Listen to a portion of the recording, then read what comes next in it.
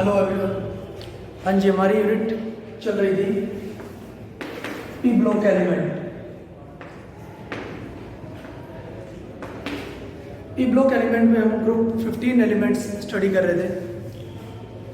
Group 15 element होते हैं nitrogen family, nitrogen, phosphorus, arsenic, antimony और बिस्मथ। क्लियर? कल हमने इनकी इलेक्ट्रॉनिक कॉन्फ़िगरेशन की थी, ठीक है, in terms of noble gas configuration. Clear? आज हम कुछ इनकी फिजिकल प्रॉपर्टीज स्टडी करते हैं।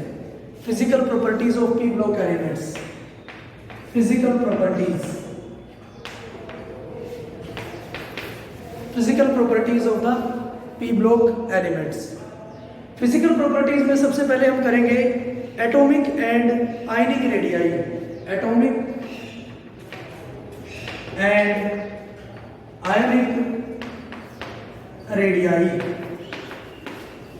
Atomic and ionic radii means इसके रेडियस को हम डिटरमाइन करेंगे, ठीक है, कि जो ग्रुप 15 एलिमेंट है उनकी एटॉमिक रेडियाई और या आयनिक रेडियाई किस तरह से वैरी करती है, ठीक है, अलोंग ए पीरियड या फिर अलोंग द ग्रुप। सबसे पहले तो हम देखते हैं कि जो ग्रुप 15 एलिमेंट है उनकी जो एटॉमिक रेडियाई होगी वो कम होगी ग्रुप 14 एलिमेंट से, ग्रुप 14 एलिमेंट से, ठीक है, क्योंकि मुझे पता है जब भी मैं अलोंग द पीरियड मूव करता हूं, ठीक है।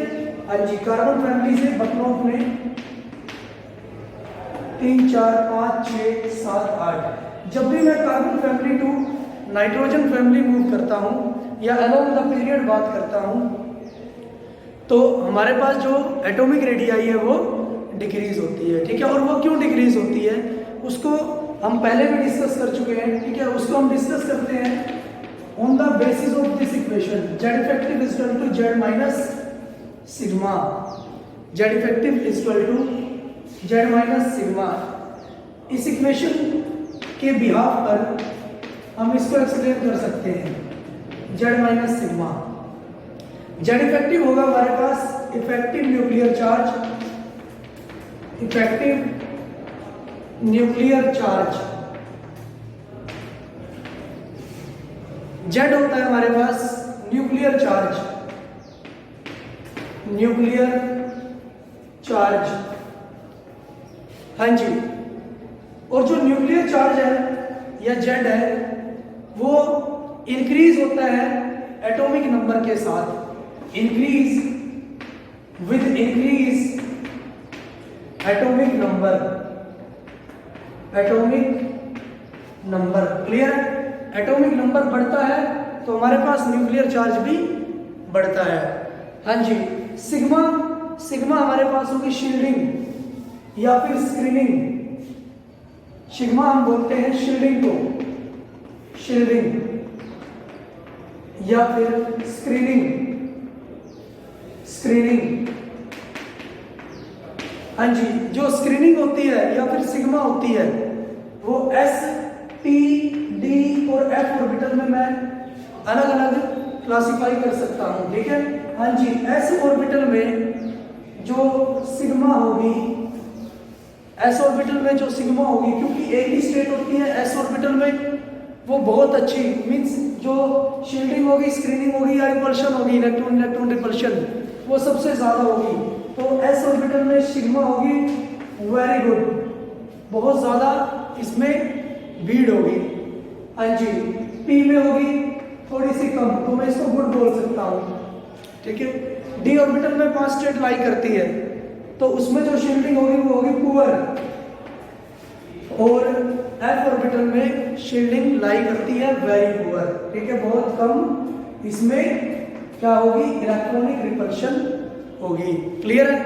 हाँ जी, तो अब इस इक्वेशन से मैं देख सकता हूं कि जो जेड इफेक्टिव है वो होता है इफेक्टिव न्यूक्लियर चार्ज, और इफेक्टिव न्यूक्लियर चार्ज का मतलब होता है attraction, attraction of electrons, attraction of electrons towards nucleus, towards nucleus, कि जो इलेक्ट्रॉन्स है वो कितना अट्रैक्ट होते हैं, ठीक है, न्यूक्लियस की तरफ, ठीक है। जितना जेड इफेक्टिव ज्यादा होगा, जितना जेड इफेक्टिव ज्यादा होगा, तो जो ये न्यूक्लियस, मान लो ये न्यूक्लियस है और ये इलेक्ट्रॉन है, इसके चारों ओर मूव कर रहे हैं, तो वो उतना ही ज्यादा अट्रैक्शन होगा इन इलेक्ट्रॉन्स का न्यूक्लियस की तरफ, और इनका साइज क्या हो जाएगा, कम होता चला जाएगा, ठीक है।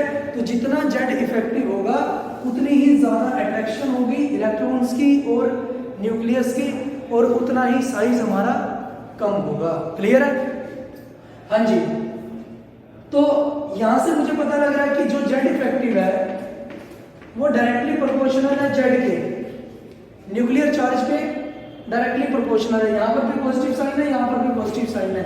तो इसका मतलब मुझे पता लगा है कि न्यूक्लियर चार्ज अगर बढ़ता है, न्यूक्लियर चार्ज अगर बढ़ता है तो जेड इफेक्टिव भी बढ़ेगा, और हमारे पास जो साइज है वो कम होता चला जाएगा, ठीक है। और जेड इफेक्टिव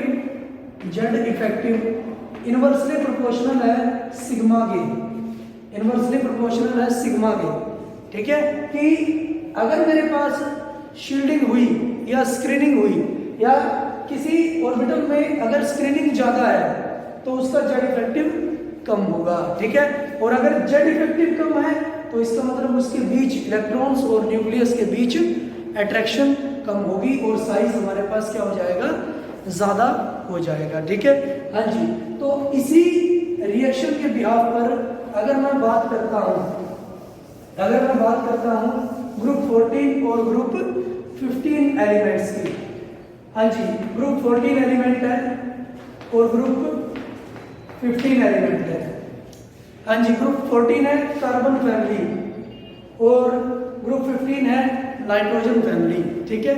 हाँ जी, अलोंग द पीरियड बकनोफ ने, मैं देखता हूं कि जो अलोंग द पीरियड है, along the period atomic number boron का है 5, कार्बन का 6, 7, 8, 9। एटॉमिक नंबर क्या हो रहा है, इंक्रीज हो रहा है, ठीक है। एटॉमिक नंबर इंक्रीज हो रहा है, तो हम लिख सकते हैं along the period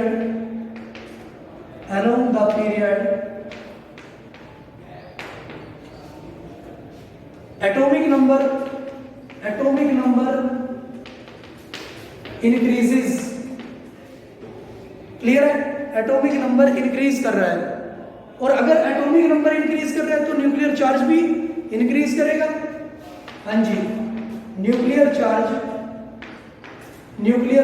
जिसको हम बोल रहे थे जेड आल्सो इंक्रीजेस, ठीक है। न्यूक्लियर चार्ज भी इंक्रीज करेगा, और मुझे पता है जेड इफेक्टिव डायरेक्टली प्रोपोर्शनल होता है जेड के, तो इसका मतलब जेड इफेक्टिव या इफेक्टिव न्यूक्लियर चार्ज या जेड इफेक्टिव क्या करेगा, इंक्रीज करेगा। और अगर जेड इफेक्टिव इंक्रीज करेगा तो अट्रैक्शन ज्यादा होगी। हाँ जी, attraction between the electrons and nucleus increase करेगी, और अगर अट्रैक्शन इंक्रीज करेगी तो इसका मतलब जो साइज है वो क्या हो जाएगा, कम हो जाएगा, ठीक है। साइज क्या हो जाएगा, डिक्रीज हो जाएगा। तो मैं बोल सकता हूं कि ग्रुप 15 ग्रुप 14 से क्या होगा, छोटा होगा, या फिर इसकी एटॉमिक रेडियाई कम होगी। क्लियर है? ठीक है ये बात। हाँ जी, नेक्स्ट उसने बोला डाउन द ग्रुप की अगर मैं बात करता हूं, डाउन द ग्रुप की अगर मैं बात करता हूं, ग्रुप 15 एलिमेंट्स निकल पड़े आंसू सबके विदाई, ठीक है। Nitrogen, phosphorus, arsenic, antimony and bismuth. अगर मैं डाउन द ग्रुप की बात करता हूं तो down the group number of energy shells बढ़ रही है। जैसे ये है हमारे पास, हाँ जी, ये हमारे पास सेकंड पीरियड एलिमेंट होता है, ठीक है। सेकंड पीरियड एलिमेंट होते हैं, तो इसका मतलब इसमें 2 शेल लाई करती है। क्लियर है? हाँ जी, फॉस्फोरस हमारे पास थर्ड पीरियड एलिमेंट है, तो इसमें 3 शेल लाई करती है, ठीक है। ऐसे ही फोर्थ पीरियड एलिमेंट आर्सेनिक, तो 4 शेल लाई करती है। तो मैं बोल सकता हूँ कि डाउन द ग्रुप जब मैं बात करता हूँ तो नंबर ऑफ एनर्जी शेल्स बढ़ती है, ठीक है, और साइज बढ़ता चला जाएगा, ठीक है। डाउन द ग्रुप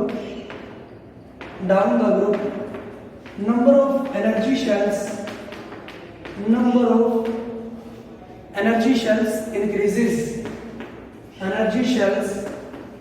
इंक्रीजेस, ठीक है। Number of energy shells increase होती है, तो इसका मतलब हमारे पास क्या होगा, साइज भी इंक्रीज हो जाएगा, ठीक है। इसका मतलब हमारे पास साइज भी इंक्रीज हो जाता है, ठीक है। फिर उसने एक एक्सेप्शनल केस बोला है कि डाउन द ग्रुप साइज बढ़ता जा रहा है, ठीक है, लेकिन अगर मैं बात करता हूं आर्सेनिक टू बिस्मथ एटॉमिक जो रेडियाई की बात करता हूं, आर्सेनिक से लेकर बिस्मथ तक, तो उसने बोला बहुत कम डिफरेंस आता है साइज में, ठीक है, या फिर स्मॉल इंक्रीज होता है साइज में। हालांकि बहुत ज्यादा बढ़ना चाहिए डाउन द ग्रुप, ठीक है, क्योंकि ये क्या है, फोर्थ शेल में आएगा, फोर्थ पीरियड एलिमेंट है, फिफ्थ पीरियड एलिमेंट है, सिक्स्थ पीरियड एलिमेंट है, लेकिन उसने बोला है कि साइज डिफरेंस बहुत कम हो जाता है या फिर साइज बहुत कम इंक्रीज होता है, ठीक है। हाँ जी, from arsenic to bismuth there is less increase in the size, there is less increase in the size, ठीक है, साइज में बहुत कम इंक्रीज होता है। ऐसा क्यों होता है, ठीक है, क्योंकि आर्सेनिक टू बिस्मथ हमारे पास एस और D and F orbital introduce हो जाती है, क्लियर है, D and F orbital introduce हो जाती है, और हमें पता है कि जो डी और एफ ऑर्बिटल्स है उसमें जो शील्डिंग है वो पुअर होता है, ठीक है, पुअर होता है या फिर वेरी पुअर या फिर बहुत कम होता है, ठीक है। तो हम बोल सकते हैं कि इनमें शील्डिंग जो सिग्मा है वो क्या होता है, लेस होता है, ठीक है, डी एंड एफ ऑर्बिटल में। अगर शील्डिंग लेस होता है तो इसका मतलब जेड इफेक्टिव क्या होगा, ज्यादा होगा, क्लियर है, जेड इफेक्टिव क्या होगा, उसमें ज्यादा होगा, और अगर ज्यादा होगा तो इसका मतलब अट्रैक्शन ज्यादा होगी इलेक्ट्रॉन्स की और न्यूक्लियस की, ठीक है। तो इसका मतलब attraction between electrons and nucleus high होगी, ठीक है, ज्यादा होगी, ठीक है, और अगर अट्रैक्शन ज्यादा है तो इसका मतलब उसका साइज कम होता चला जाएगा, तो इसीलिए कम इंक्रीज होता है, ठीक है, एकदम से इंक्रीज नहीं होता, क्योंकि डी और एफ ऑर्बिटल्स की क्या हो जाती है, शील्डिंग बहुत ज्यादा कम होती है, इसकी वजह से जेड इफेक्टिव बढ़ने लग जाता है, क्लियर है, और जेड इफेक्टिव बढ़ने लग जाता है तो अट्रैक्शन बढ़ने लग जाती है, क्लियर है, ठीक है। तो ये था हमारे पास एटॉमिक और आयनिक रेडियाई ग्रुप 15 एलिमेंट्स, ठीक है। नेक्स्ट हम बात करते हैं आयनाइजेशन एंथैल्पी। आयनाइजेशन एंथैल्पी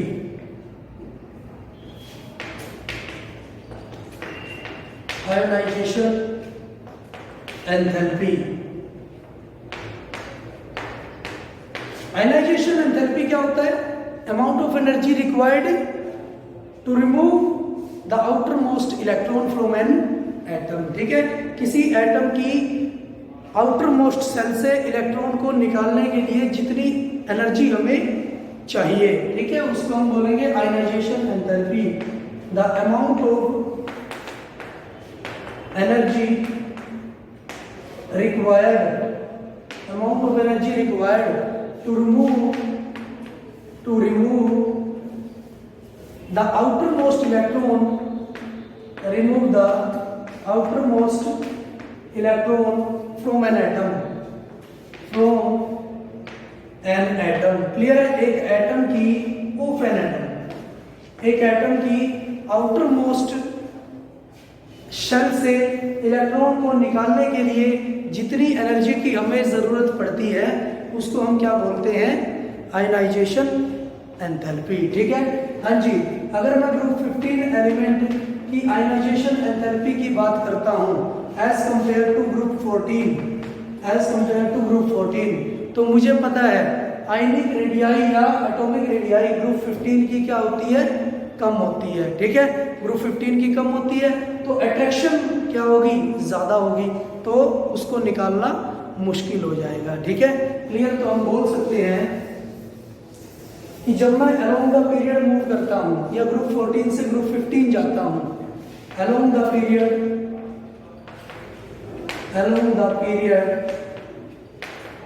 हाँ जी, एटॉमिक नंबर इंक्रीज होता है, atomic number of the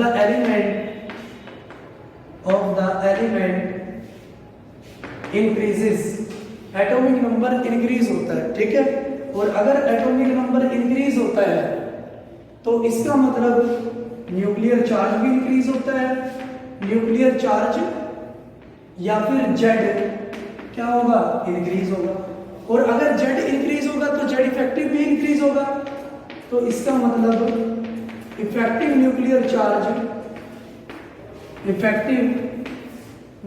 charge या फिर मैं बोल सकता हूं जेड इफेक्टिव इंक्रीज होता है। क्लियर है, जेड इफेक्टिव भी ज्यादा हो जाएगा, और अगर जेड इफेक्टिव ज्यादा हो गया तो इसका मतलब अट्रैक्शन बिटवीन इलेक्ट्रॉन, या फिर मैं लिख सकता हूं outer most electron, attraction between outer most electron and nucleus increases. ठीक है, अट्रैक्शन ज्यादा हो जाएगी आउटर मोस्ट इलेक्ट्रॉन की, और अगर वो अट्रैक्ट ज्यादा हो गया न्यूक्लियस के साथ तो उसको निकालना मुश्किल हो जाएगा। तो मैं लिख सकता हूं large amount of energy is required, large amount of energy is required to remove the electron, to remove the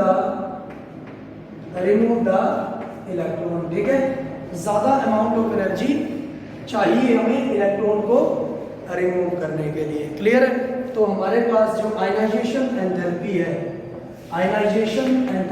वो क्या हो जाएगी, ज्यादा हो जाएगी, हाई हो जाएगी। क्लियर है, आयनाइजेशन एंथैल्पी ज्यादा हो जाती है। ठीक है, या फिर मैं बोल सकता हूं ग्रुप 15 की आयनाइजेशन एंथैल्पी ज्यादा होती है ग्रुप 14 से। क्लियर है, ठीक है।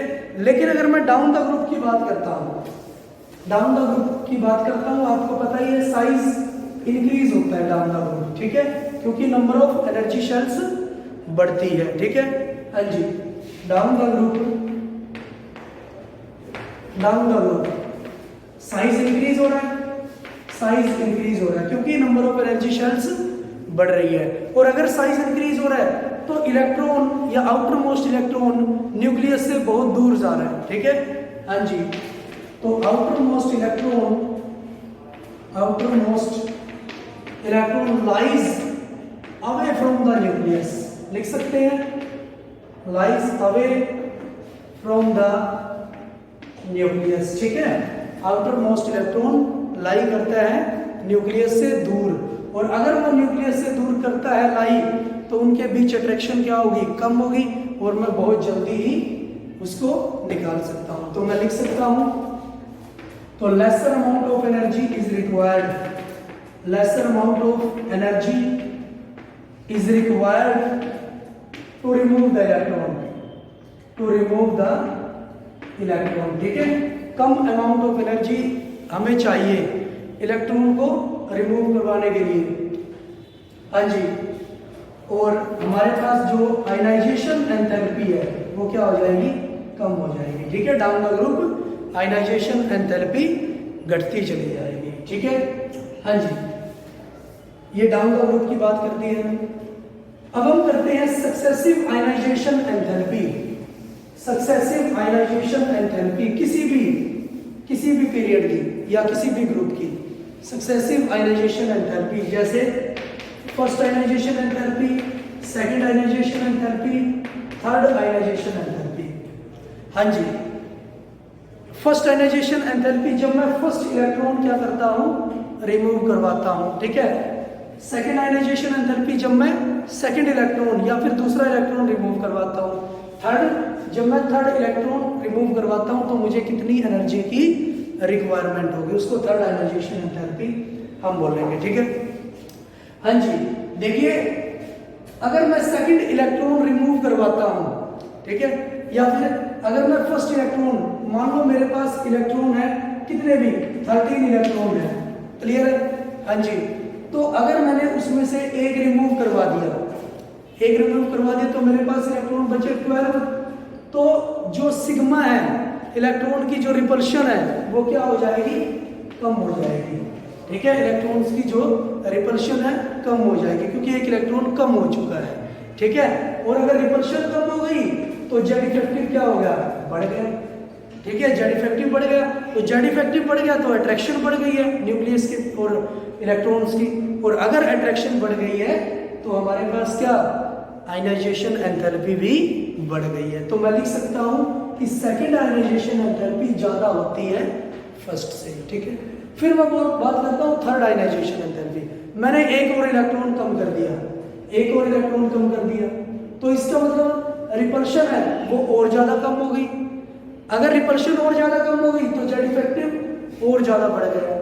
ठीक है, और जेड इफेक्टिव और ज्यादा बढ़ गया है तो मुझे जो अट्रैक्शन है इलेक्ट्रॉन और न्यूक्लियस की वो और ज्यादा बढ़ जाएगी। ठीक है, और मुझे और ज्यादा एनर्जी देनी पड़ेगी उसको निकालने के लिए। ठीक है, तो मैं बोल सकता हूं कि थर्ड आयनाइजेशन एंथैल्पी क्या होगी, ज्यादा होगी किससे, सेकंड आयनाइजेशन एंथैल्पी से as compare to first ionisation enthalpy से। क्लियर है? ठीक है, तो इस तरह से हम इसकी फिजिकल प्रॉपर्टीज कर सकते हैं। ठीक है, तो थैंक यू फॉर ओके।